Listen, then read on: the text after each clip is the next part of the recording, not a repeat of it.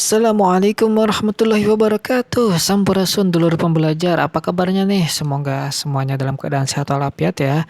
Dan juga untuk teman-teman yang sedang menjalankan ibadah puasa, semoga puasanya lancar. Amin. Nah, pada kesempatan kali ini kita akan sama-sama belajar dan membahas tentang tarif PPN yang sudah resmi dinaikkan menjadi 11%.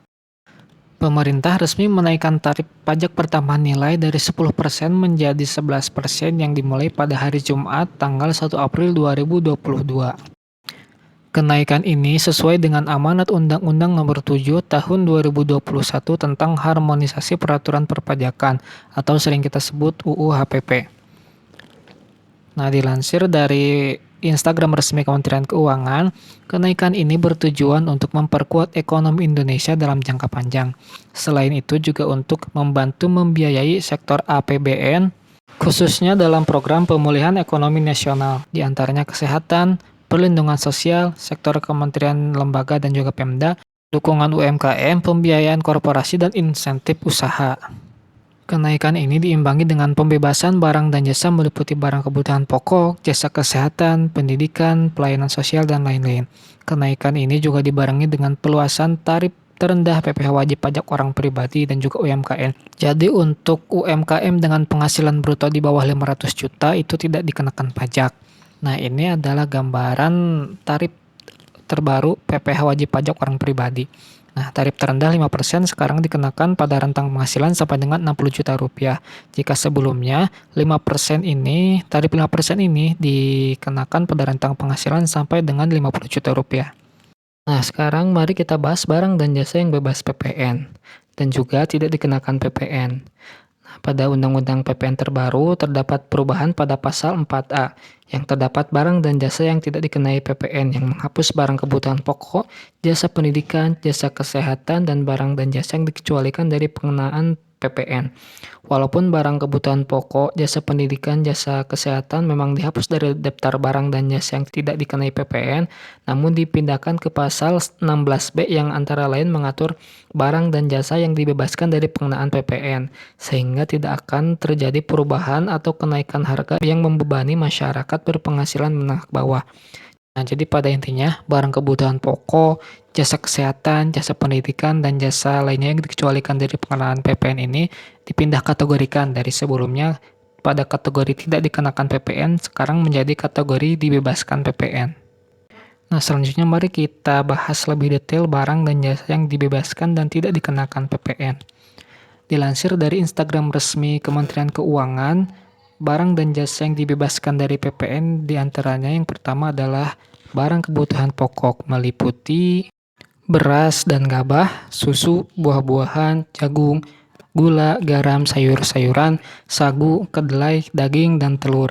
Kemudian di kategori yang kedua adalah jasa kesehatan tertentu meliputi jasa dokter umum, dokter spesialis, dokter gigi, jasa paramedis dan perawat, jasa kebidanan dan dukun bayi, jasa psikolog dan psikiater, jasa ahli kesehatan seperti ahli akupuntur, ahli gigi, ahli gizi, dan ahli fisioterapi, jasa dokter hewan, jasa kesehatan yang ditanggung JKN, jasa rumah sakit, rumah bersalin, klinik kesehatan, laboratorium kesehatan, dan sanatorium.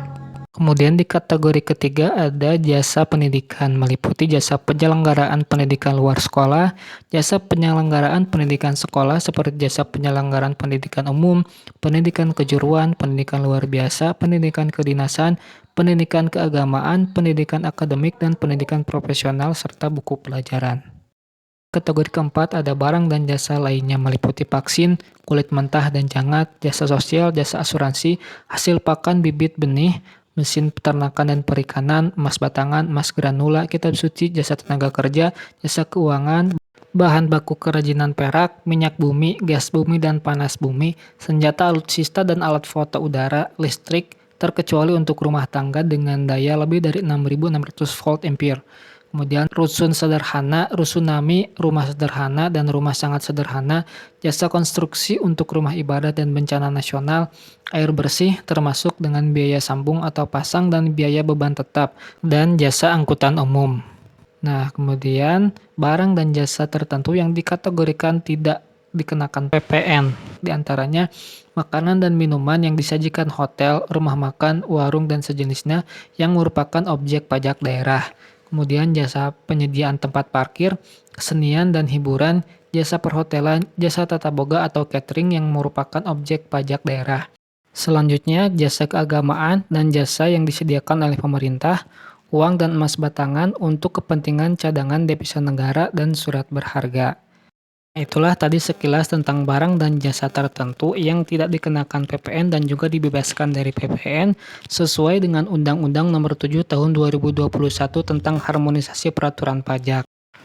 Untuk aturan teknisnya ada di Peraturan Menteri Keuangan yang telah diterbitkan pemerintah. Ada sekitar 14 aturan turunan berupa Peraturan Menteri Keuangan untuk mengimplementasikan ketentuan pada Undang-Undang Nomor 7 Tahun 2021 tentang harmonisasi peraturan perpajakan sebagai upaya merumuskan kebijakan yang seimbang untuk memulihkan ekonomi nasional. Penerbitan PMK tersebut diharapkan dapat memudahkan wajib pajak dalam memahami dan melaksanakan amanat terkait kebijakan pada Undang-Undang Harmonisasi Peraturan Pajak. Oke, sampai di sini dulu pembahasan kita kali ini. Semoga penjelasan tadi bisa dimengerti oleh dulur-dulur semua ya. Mohon maaf bila masih banyak kekurangan pada video ini. Silahkan di komen bila ada masukan atau kritik dan saran. Dan semoga video ini dapat bermanfaat untuk dulur-dulur semua. Oke, terima kasih. Sampai jumpa di kesempatan selanjutnya. Wassalamualaikum warahmatullahi wabarakatuh.